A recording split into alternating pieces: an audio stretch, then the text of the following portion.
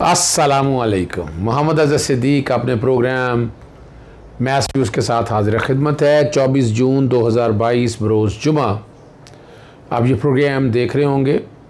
हामिद अमीर और वो गैंग कहेंगे, गैंगस्टर कहेंगे या ग्रुप कहेंगे, जो कोई भी हैं वो लोग, वो कौम को अब बेवकूफ़ बनाने पे पूरी तरह उतर आए हैं।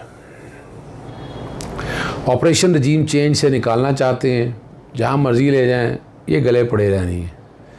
और जो बातें ये कर रहे हैं ना, वही बातें जो हैं खुर्रम दस्तगीर ने भी की हैं। और मुझे ये कहना चाह रहे हैं कि जनरल फैज़ हमीद को अप्रैल में आर्मी चीफ बनाकर नए इंतखाबात और फिर सदारती निज़ाम लाकर 20 साल हुकूमत की जानी थी। अब यहीं ज़रा रुकना है। झूठ क्या है, अप्रैल में कैसे बन सकते थे? अक्टूबर में आर्मी चीफ की मुद्दत मुलाज़मत ख़त्म होनी थी और ये उससे पहले कैसे कर सकते थे? ये सिर्फ़ और सिर्फ बेवकूफ़ बनाने की बात है। उनका कहना ये था कि आर्मी चीफ को तब्दील करना था, जिसके बाद नई इंतखाबात कराई जाती और 2/3 अक्सरियत के साथ हुकूमत कायम की जाती और नई जो हुकूमत आनी थी आइन में तरमीम करके सदारती निज़ाम नाफज करती और आइंदा 15 से 20 वर्ष के लिए हुकूमत करती। लेकिन पीपल्स पार्टी ने यह मनसूबा नाकाम बना दी। ये एडमिशन है इनका कि ऑपरेशन रजीम चेंज में सबसे मेजर किरदार जो है वो पाकिस्तान पीपल्स पार्टी का है। और उन्होंने कहा कि इमरान खान और उनके साथियों ने बाकायदा मंसूबे के तहत लेफ्टिनेंट जनरल फैज़ हमीद को 15 अप्रैल से कबल आर्मी चीफ बनाने का फ़ैसला कर लिया था। और ये उनका कहना है कि मुस्लिम लीग नून को मुल्क की सियासत के किनारे पर लगा दिया जाता। पीपल्स पार्टी से रब्ता करके हुकूमत के इत्तेहाद और नवाज शरीफ और शहबाज शरीफ को मुल्क की सियासत से बाहर करने की पेशकश की। सिंध के एक सेनेटर तहरीक इंसाफ से मुज़ाकरात कर रहे थे। इस सेनेटर ने महसूस कर लिया था कि यह लंबा चौड़ा मनसूबा है। असल में यह मुज़ाकरात सिविलियन खुफिया इदारे इंटेलिजेंस ब्यूरो IB के कुछ अफसरान कर रहे थे। तहरीक इंसाफ की जानिब से इन मुज़ाकरात में कुछ लोग वो भी थे जो पीपल्स पार्टी छोड़ कर आए थे। तमाम सूरत वाज़ा हुई तो मालूम हुआ कि अप्रैल 2022 में नए आर्मी चीफ का तकर्रर किया जाना था और उसके बाद 2022 के अख्ताम तक इंतखाबात कराने थे। तहरीक इंसाफ को 2 अक्सरियत भी दिलाई जानी थी। इसके बाद तहरीक इंसाफ ने आइन की तरमीम करके सदारती निज़ाम लाना था और 18वीं तरमीम ख़त्म की जानी थी। इसके अलावा कालाबाग डैम भी बनाया जाना था।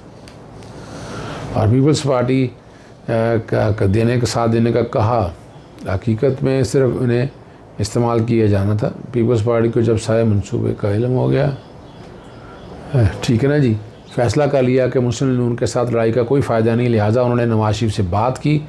इसके बाद साबिक़ वज़ीर आज़म नवाज शरीफ और आसिफ ज़रदारी के दरमियान बराह रास्त बातचीत में हतमी फ़ैसले हुए।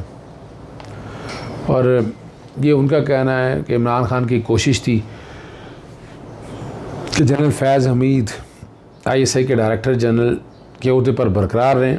जबकि ये बात army chief general Qamar Javed Bajwa तक पहुंची तो उन्होंने DG ISI लेफ्टिनेंट जनरल फैज़ हमीद के तबादले के मामले में फ़ौज के अंदर फ़ैसला किया कि फ़ौज न्यूट्रल रहना चाहिए।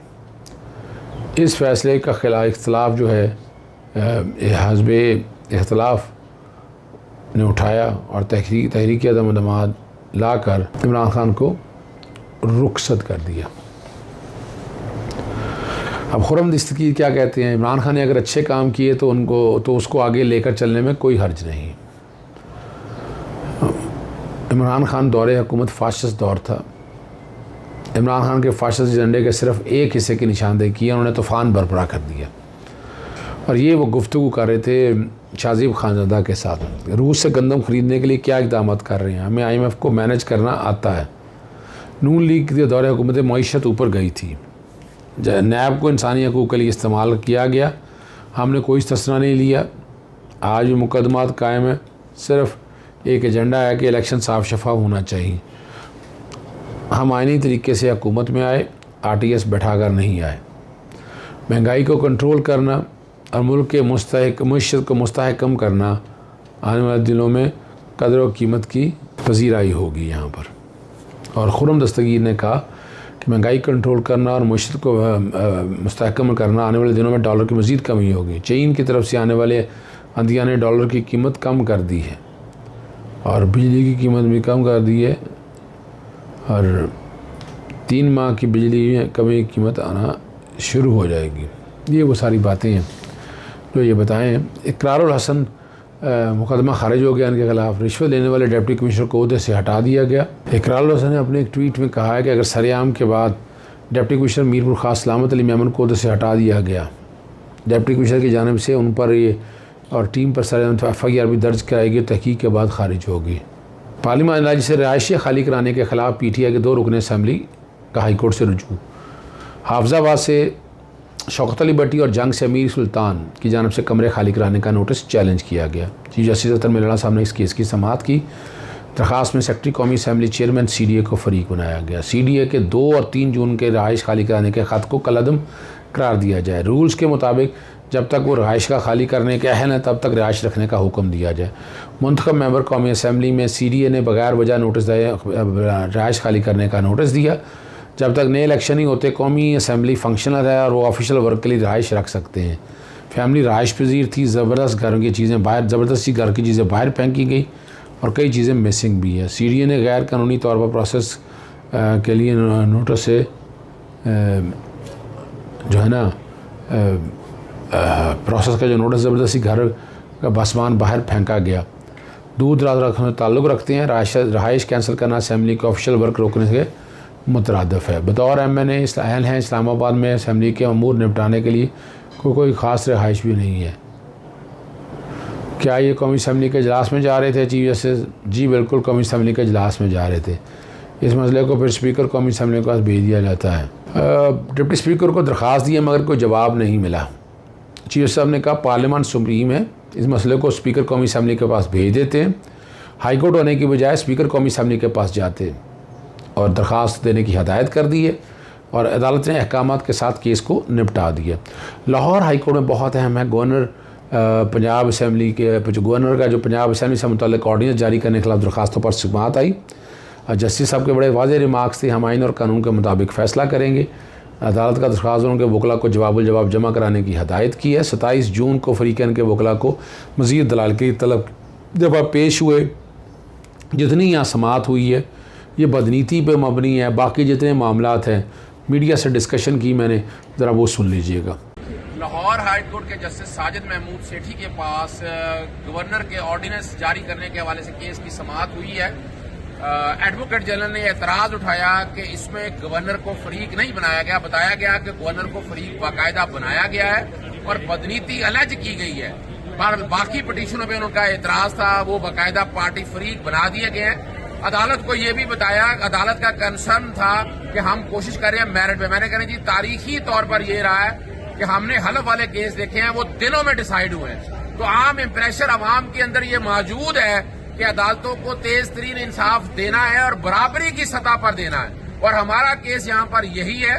अभी तक तो फिलहाल एक इंप्रेशन ऐसा आ रहा है जो अवाम में आ रहा है कि केसेस शायद लटक जाएं जिमनी इलेक्शनों तक। मेरा नहीं ख्याल है कि हमारी अदालतें इस तरह का कोई इंप्रेशन देती हैं। आज वो इंप्रेशन डिस्पेल कर दिया गया है, आज बाकायदा डिस्पेल कर दिया गया और पीर वाले दिन केस की समाअत मुलतवी कर दी गई है और बाकायदा गवर्नर के इख्तियारात के ऊपर बात हुई, बदनीति पर बात हुई कि जितने एक्शन लिए हैं उन्होंने एक खास मकसद के लिए हैं, एक सियासी जमात को फायदा देने के लिए किए हैं। अदालत ने वाजे कर दिया है कि वो मेरिट पर, आइन और कानून पर अमल दरामद करते हुए फैसला करेगी। इसी तरह साबिक वज़ीर आला उस्मान बुज़दार ख़राब और खटारा गाड़ियाँ मिलने पर हाई कोर्ट से रजू कर लिया है। दोबारा मैंने दायर की है मुतफ़रक़ दरख्वास्त और सिक्योरिटी के लिए ख़राब और खटारा गाड़ियाँ फ़राहम कर दी। हुकूमत कानून के मुताबिक सिक्योरिटी और मुलाजिम भी फ़राहम नहीं कर रही और सिक्योरिटी और मुलाजिम हुक्म फ़राहम करने का हुक्म दिया जाए। अदालत पंजाब हुकूमत को ठीक गाड़ियाँ देने के लिए अहकामात दे। ये जो बात सारी है, मोनस लाई ने फिर अपने मुचलके जमा करा दिए। ज़मानती मुचलके उनकी ज़मानत मंजूर हो गई थी। बैंकिंग जराइम कोर्ट में पेश हुए। 4 जुलाई तक अबूरी ज़मानत मूव की गई है और 5 लाख के मुचलके जमा कराने की हदायत की है अदालत ने। ये मनी लॉन्ड्रिंग के मुतल्लिक़ है ये सारा। और आखिर में आपसे बड़ा अहम केस जो है वो सिंध और लाहौर हाई कोर्ट के जजेस तकरीरी से मुतालिक जुडिशल कमीशन का इजलास है। सिंध हाई कोर्ट के 6 नई एडिशनल जजेस के लिए जुडिशल कमीशन का इजलास 28 जून को होगा। लाहौर हाई कोर्ट में 13 एडिशनल जजेस की मुस्तकबिल के लिए जुडिशल कमीशन का इजलास 29 जून को होगा। तो जो सिंध हाई कोर्ट के जजेस के लिए अमजद अली भैयू, सैयद साद कुरैशी और राशिद सोलंकी, खादम सोमरू, अब्दुर्रहमान खुरम और बरबार खान के नाम हैं जो वो शामिल हैं। और लाहौर हाई कोर्ट के जजेस में Sohail Nasir, Shakeel Ahmed, justice Saleem Safdar, justice Nadeem Arshad, justice Tariq Nadeem, justice Amjad Rafiq और justice Abid Hussain Chattha, justice Anwar Hussain, justice Aliza Bajwa, justice Sultan Tanvir और जस्टिस मोहम्मद रज़ा कुरैशी के मुस्तकबिली पर गौर हो रहा है। इसी तरह एडिशनल जज शानगुल और जस्टिस राहिल कमरान को मुस्तकिल करने के बारे में गौर किया जाएगा। इजाज़त चाहता हूँ। अस्सलाम वालेकुम, अल्लाह हाफ़िज़। पाकिस्तान जिंदाबाद।